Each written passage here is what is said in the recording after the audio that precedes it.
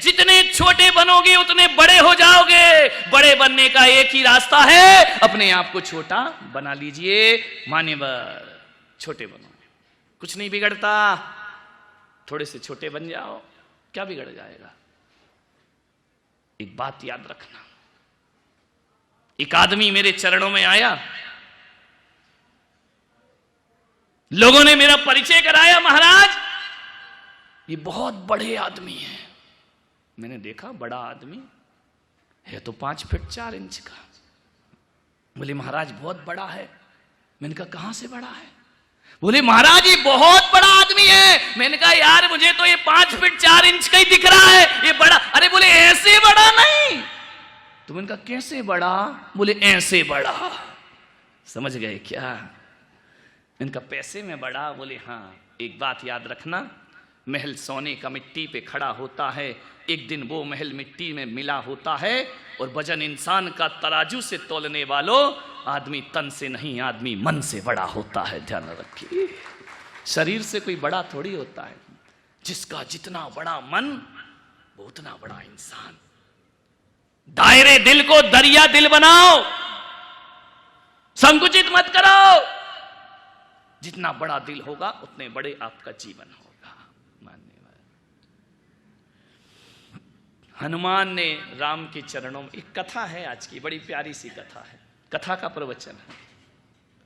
हनुमान ने राम के चरणों में शीश झुकाया, प्रणाम किया। राम की अनुकंपा मिली। बिरले होते हैं जिन पर ईश्वर की कृपा हुआ करती है, ध्यान रखना। किस्मत वाले होते हैं जिस पर संत जन अपनी कृपा बरसा दिया करते हैं। ध्यान रखना। मान्यवर, अभागा वो नहीं होता है जिसके माँ बाप का साया नहीं होता। अभागा वो भी नहीं होता जिसके पास धन दौलत या माया नहीं होती। हकीकत में अभागा तो वो होता है जिस पर भगवान की छत्र छाया नहीं होती। दुनिया में वो सबसे बड़ा अभागा। प्रभु की छत्र छाया हमारे सिर पर होना चाहिए, और कुछ हो या ना हो। कैसा जीवन है वो जुबान, क्या जुबान जिसमें प्रभु का नाम ना हो। वो जुबान, क्या जुबान जिसमें प्रभु का नाम ना हो। वो हृदय, क्या हृदय जिसमें भगवान की मूरत ना हो। और वो आंखें, क्या आंखें जिसमें भगवान की सूरत ना हो। वो जिंदगी बेकार हुआ करती है। ईश्वर की सूरत अपनी आंखों में बसा करके रखी है। बड़ों के सामने छोटे बनोगे, सम्मान मिलेगा, बड़ों का प्यार मिलेगा, दुलार मिलेगा, बड़ों का आशीर्वाद मिलेगा। बड़ों के सामने बड़े बनोगे तो टकराव मिलेगा, मनमुटाव होगा, दूरियां बढ़ेंगी। छोटे बन जाओ, बहुत आनंद हुआ करता है। झुककर मिल रहे हैं ये कम ना समझना। झुककर मिल रहे हैं ये कम ना समझना। फलदार वृक्ष की डाली हमेशा झुकती है। कौन से पेड़ की डाल झुकती है? जिसमें फल हुआ करते हैं, और जिसमें फल नहीं होते वो डाली कभी झुकती नहीं है।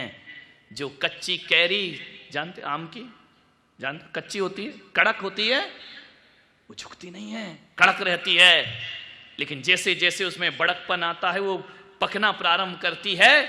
जब उसमें मीठा रस भर जाता है, और आम जितना मीठा होता है डाली में उतना झुकना प्रारंभ हो जाया करता है, डालियों को झुकाना प्रारंभ कर देता है। तो ध्यान रखना, झुककर मिल रहे हैं कम ना समझना। फलदार वृक्ष की डाली हमेशा झुकती है। एक बहुत याद आ रहा है प्रसंग आगरा का। सम्राट अकबर, बादशाह अकबर बहुत दान करते थे। कोई भी जाए तो अकबर दान करता था। मुगल साम्राज्य में कोई यदि अच्छा शासक इस धरती पर हुआ है तो सम्राट अकबर को हमेशा दुनिया याद किया करती है। मुसलमान होकर भी जिसने अपने जीवन में कभी भी भेदभाव नहीं रखा। कमियां तो सब में होती हैं मेरे भाई, फिर भी क्रूर शासकों के बीच एक इंसानियत का दिल धड़कता था। अकबर ने क्या किया? कोई भी आ जाए सुबह सुबह दान लुटाया करता था। कोई भी हाथ फैला दे, जाति पाति से परे, जिसने हाथ फैलाया उसने उसे कुछ ना कुछ जरूर दिया। लेकिन अकबर की एक आदत थी कि जब भी वो दान करता था आंखें नीचे कर लेता था। लोगों ने कहा कि सम्राट, बादशाह जहां पनाह, जब आप दान करते हैं तो आंखों को नीचे क्यों कर लेते हैं? आपको तो आंख उठा के बात करना चाहिए।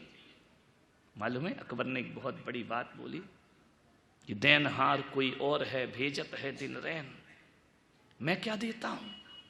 देनहार कोई और है, भेजत है दिन रैन। लोग भरम मेरो करें, याते नीचे नहीं। देने वाला तो ऊपर वाला होता है। और एक बात याद रखना, लेकिन लोग सोचते हैं कि अकबर दान करता है। अकबर दान नहीं करता, देने वाला कोई और है।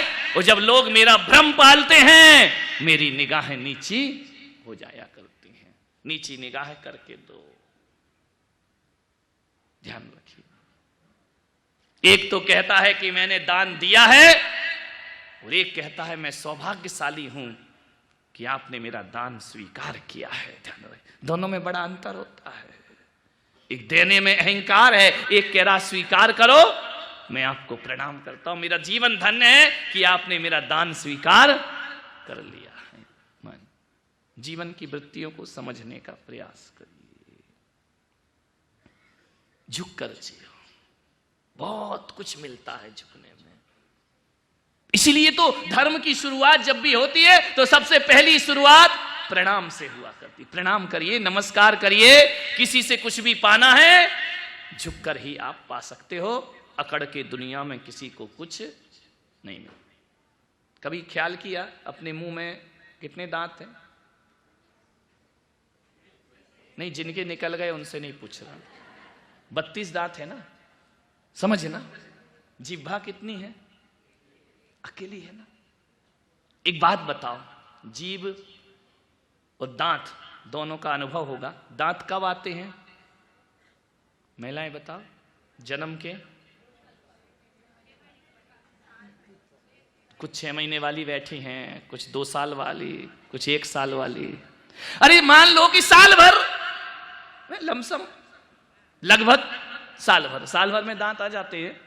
साल भर में दांत आते हैं, निकलते कब है? मरने से पहले। समझ में आ रहा? जन्म के बाद आते हैं, मरने से पहले निकाल दिए जाते हैं। लेकिन जो जिह्वा है ये कितने साल बाद आती है? जन्म के बोलो, साथ में ही आती है। कब निकाल दी जाती है? कभी नहीं ना। ध्यान रखना, दांत कठोर हैं, दांत अकड़ में जीते हैं। और एक बात याद रखना, जिह्वा मुलायम है, वह समर्पण में जीती है। एक बात याद रखो पूना वालों, जो अकड़ता है उसे यमराज बहुत जल्दी पकड़ता है। ध्यान रखना, जो अकड़ता है उसे यमराज बहुत जल्दी पकड़ता है। जो झुकता है वो जन्म से साथ आता है, वो मृत्यु तक हमारा साथ निभाया। जीभ मुलायम है। बहुत मजेदार कहानी है दोनों की। एक बार जीभ ने कहा कि अरे दांत, तू बहुत बेईमान आदमी है। दांत ने कहा क्या हुआ? बोले मेरे को कुछ करने ही नहीं देता है, हमारे सामने पहरे लगा के खड़ा है। दांत को, जीभ को देखना। जीभ ने कहा ए दांत, जरा संभल के जी। दांतों ने कहा तू ज्यादा मत बोल, तू अकेली, हम 32, तू कर क्या लेगी हमारा?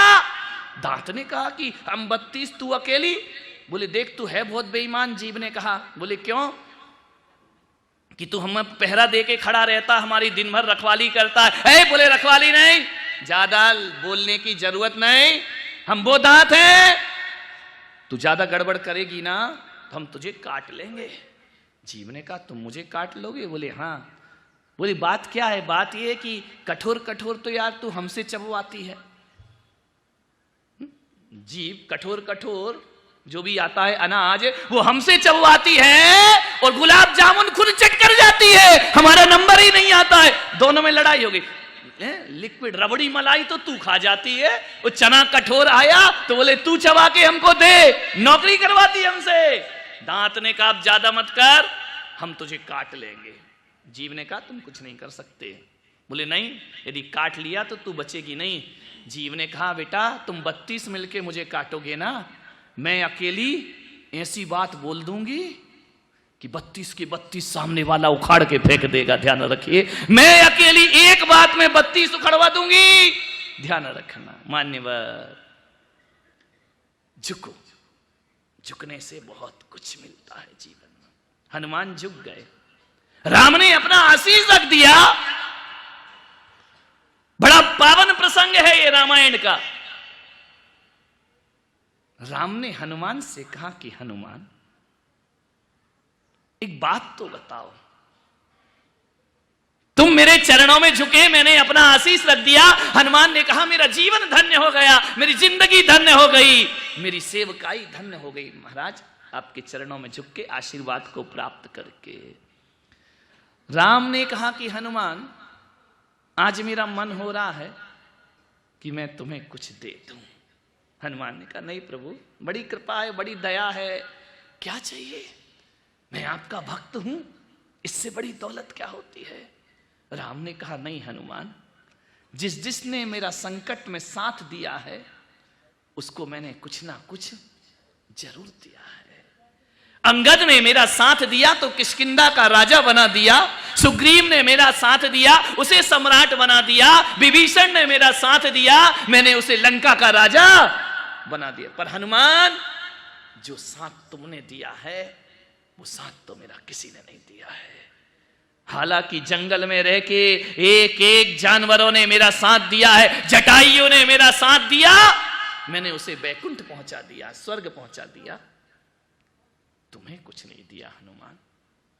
मान्यवर पूना वालों, ऐसे ही भक्त बनना भगवान के, ईश्वर के, गुरुओं के, कि तुम ना मांगो भगवान ही बोले कि बोल तुझे क्या चाहिए। ध्यान रखना, हरे खुदी को कर बुलंद इतना कि हर तकदीर लिखने से पहले खुदा बंदे से खुद पूछे बता तेरी रजा क्या है।